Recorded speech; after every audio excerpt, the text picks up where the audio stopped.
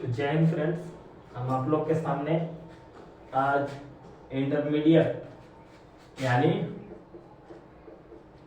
11th and 12th science का syllabus का discuss करने जा रहे हैं। तो देखिए, इंटरमीडिएट सिलेबस जो साइंस है वो सबसे पहले होता है मैथ से। तो मैथ है फिजिक्स, केमिस्ट्री, हिंदी, इंग्लिश और बायो। साइंस में यही सब्जेक्ट है 5 मुख्य रूप से। तो 3 है, जिसे 4 मैथ हो गया, फिजिक्स हो गया, केमिस्ट्री और बायो हो गया। अब कंपोजिशन के रूप में साथ साथ चलते हैं हिंदी और इंग्लिश। चाहे इंटरमीडिएट की बात हो चाहे ग्रेजुएशन की बात हो, कंपोजिशन के साथ साथ चलेंगे हिंदी और इंग्लिश। मतलब हिंदी इंग्लिश आपको पढ़ना ही पढ़ना है, चाहे साइंस लीजिए, आर्ट्स लीजिए, कॉमर्स लीजिए, चाहे जाके आप ग्रेजुएशन में कोई भी ऑनर्स चूज करें, कंपोजिशन में हमेशा आपको पढ़ना पड़ेगा। तो अब सबसे पहले देखिए मैथ। तो मैथ तो सबसे पहले आपका अगर मैथ से लीजिएगा तो मैथ होगा 100 नंबर का। मैथ होगा 100 नंबर की एग्जाम। तो सबसे पहले कि मैथ में उनको पढ़ना क्या है। तो मैथ का देखिए एनसीईआरटी 11th में भी पढ़ना है, 12th में भी पढ़ना है। तो 11th में संख्या पत्ती से लेकर के, मतलब 11th में त्रिकोणमिति पढ़ना है, 2D पढ़ना है, मतलब थोड़ा थोड़ा देखिए थोड़ा थोड़ा पढ़ना है सब चीज। लेकिन 11th उनके लिए बेटर है। 11th उनके लिए सबसे मतलब महत्वपूर्ण है जो आईआईटी की तैयारी करते हैं, चाहे किसी इंजीनियरिंग फील्ड के क्षेत्र में, किसी इंजीनियरिंग फील्ड के मतलब इंजीनियरिंग फील्ड में जाना चाहते हैं, तो उनके लिए 11th ही सबसे महत्वपूर्ण है। 12th जो है, 12th केवल मैं इंटरमीडिएट का परीक्षा पास करने के पर्पज से लोग पढ़ते हैं। 11th एक तरह से बेस है इंजीनियरिंग का। चाहे आप मैथ पढ़िए, फिजिक्स पढ़िए, केमिस्ट्री पढ़िए, अधिकतर एग्जाम जो एनडीए होता है, एनडीए हो गया, चाहे आईआईटी हो गया, एनआईटी हो गया, तो ये सब 11th के ही सिलेबस से क्वेश्चन उठाते हैं। अब देखिए, तो मैथ तो 100 नंबर का होगा 11th में। 12th में क्या पढ़ना है, तो 12th में देखिए आपको रिलेशन एंड फंक्शन से स्टार्ट करना है, जिसे संबंध है फलन। उसके बाद पढ़ना है इनवर्स ट्रिग्नोमेट्री फंक्शन, प्रतिलोम, त्रिकोणमितीय अनुपात। इसके बाद आपको पढ़ना है मैट्रिक्स, जैसे हो गया आव्यूह। इसके बाद पढ़ना है डिटरमिनेंट यानी सारणी। उसके बाद आ जाता है सबसे मैथ का इंपोर्टेंट पार्ट, जिसको हम बोलते हैं डिफरेंशिएशन। इसका हिंदी मतलब होता है कलन। तो डिफरेंशिएशन में भी क्या क्या पढ़ना है, तो डिफरेंशिएशन में पढ़ना है, एगो होता है जैसे लिमिट हो गया, लिमिट पढ़ना है। उसके बाद अवकलन पढ़ना है। उसके बाद कंटिन्यूटी के बारे में पढ़ना है कि कंटिन्यूटी क्या होता है। इसके बाद आपको पढ़ना है कुछ एलजेब्रा के भी पार्ट्स पढ़ने हैं।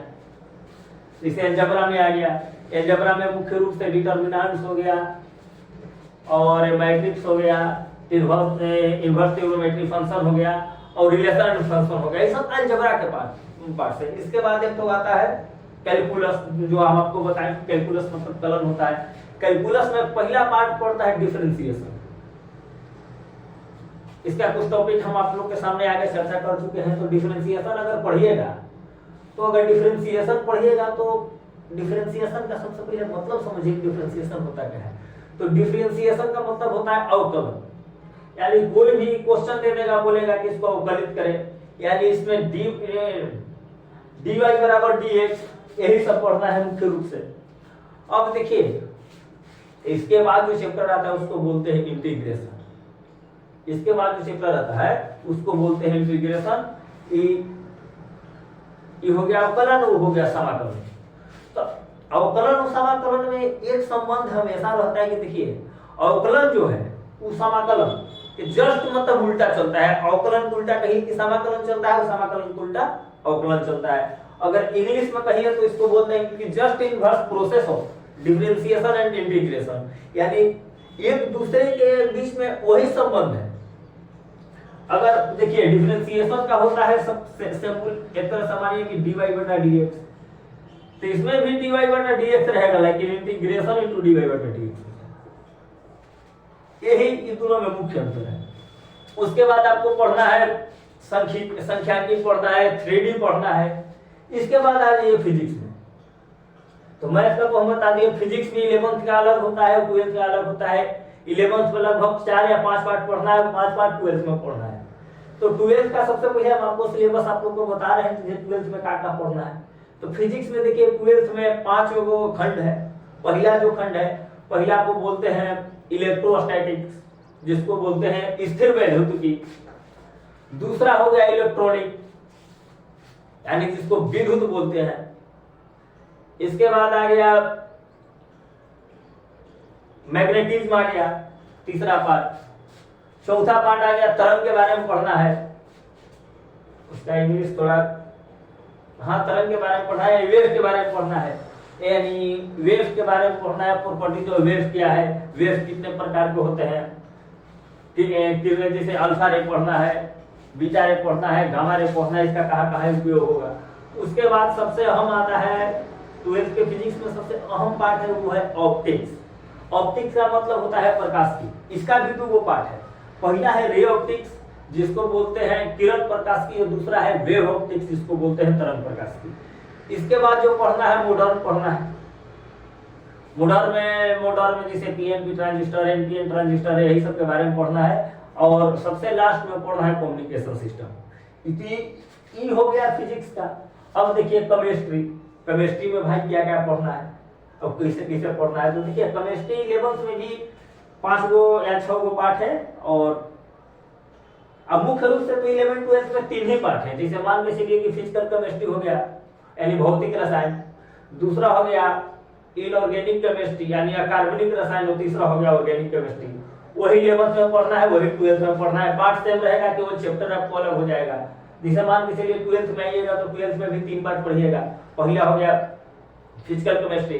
तो फिजिकल केमिस्ट्री देखिए, फिजिकल केमिस्ट्री वो होता है जैसे केमिस्ट्री या फिजिकल मतलब हो गया भौतिक, यानी रसायन या किसी भी पदार्थ का उसका जो रासायनिक गुण का भौतिक रूप के बारे में जो आपको अध्ययन कराता है, उसी को बोलते हैं फिजिकल केमिस्ट्री।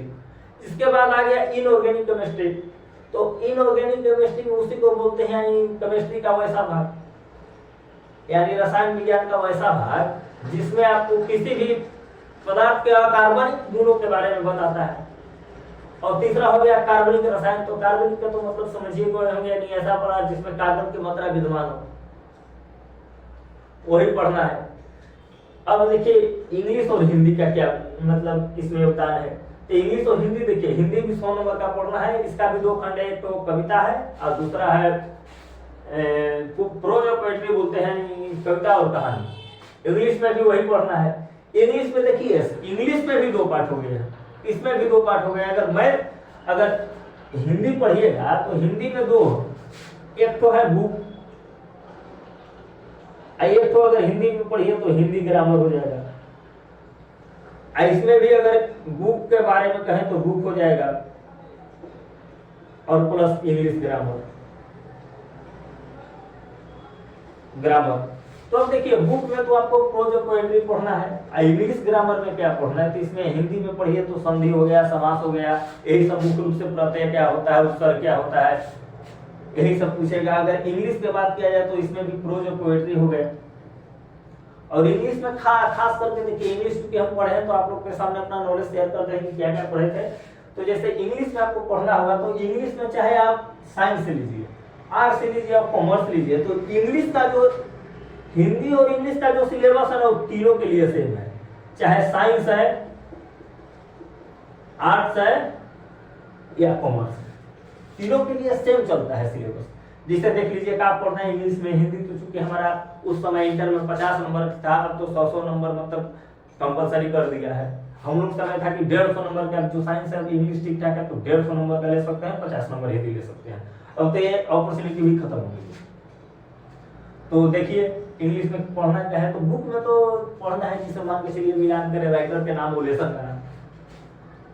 समरी पढ़ना है। समरी का मतलब होता है सारांश, यानी किसी भी लेसन को पढ़ दिया तो उसका सारांश अपने मन से लिख दे। तो सारांश में क्या होता है, सारांश की विशेषता क्या होती है, तो आप लोगों के सामने कुछ नॉलेज है तो शेयर करते हैं। तो सारांश का विशेषता हो गया, ध्यान से सुनिएगा, चाहे साइंस हो, आर्ट्स हो, कॉमर्स हो, तीनों के लिए इंपॉर्टेंट है। तो सारांश का मतलब होता है समरी। सारांश का मतलब होता है, अगर हिंदी में देखें तो सारा अंश, यानी जितना पढ़े उसका निचोड़ निकाल करके रख देना ही सारांश का होता है। यानी मान के चलिए पूरा लंबा 3 page, 4 page, 5 page, 6 page, 10 page का हम कहानी पढ़े, अब केवल 1 पेज या 20 लाइन या 50 लाइन, मतलब जैसा कहानी पढ़े उसके अनुसार उसको प्रदर्शित कर देना, यही सारांश होता है। दूसरे भाषा में बोले तो एक चीज और आपको बताते हैं कि आगे का पढ़ाई तो सारांश हो गया। तो सारांश प्रोज में से एक पूछता है और पोएट्री में से पूछता है। तो प्रोज में से पूछेगा तो 10 नंबर और पोएट्री में से पूछेगा तो 5 नंबर। उसके बाद गद्यांश पूछता है।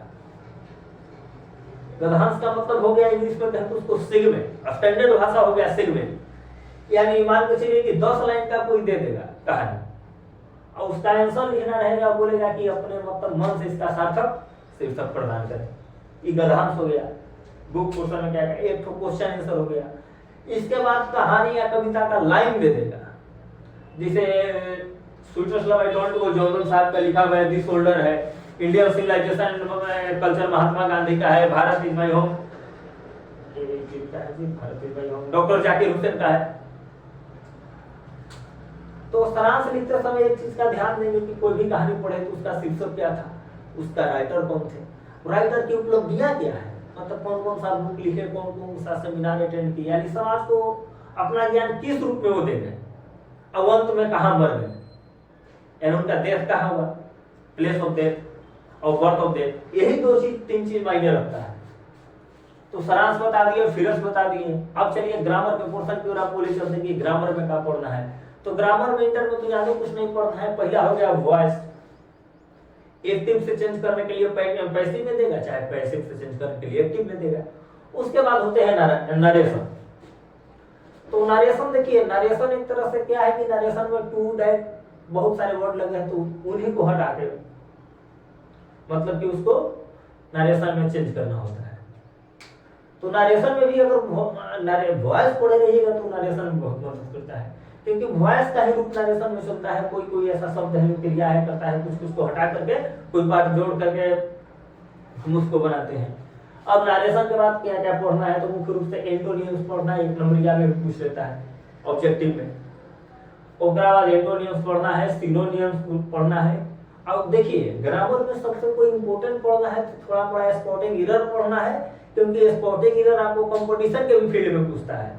और दूसरा फिलर्स, ये मतलब 11th का सबसे महत्वपूर्ण पार्ट है, जो आपको आगे चाहिए एसएससी की तैयारी करिए, रेलवे की तैयारी करिए, यानी वो ऐसा कंपटीशन जिसमें इंग्लिश का कुछ सिलेबस मेंशन है। तो अगर सिलेबस मेंशन है तो स्पॉटिंग एरर हो गया, एंटोनियम हो गया, सिनोनियम हो गया, फिलर्स हो गया, जरूर पूछेगा। कंपलसरी है कि 2 नंबर 4 नंबर 3 नंबर पूछेगा ही, क्योंकि इसका एक्सपीरियंस हम भी 3-4 एग्जाम दे चुके हैं, जैसे एसएससी वगैरह, तो हमको भी थोड़ा बड़ा नॉलेज है, तो हम आप लोग के सामने शेयर कर दिए। तो आज हम आपको 11th का साइंस का जो सिलेबस था उसको कवर करा दिए हैं।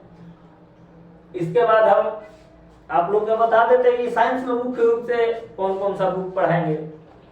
तो सबसे पहले देखिए,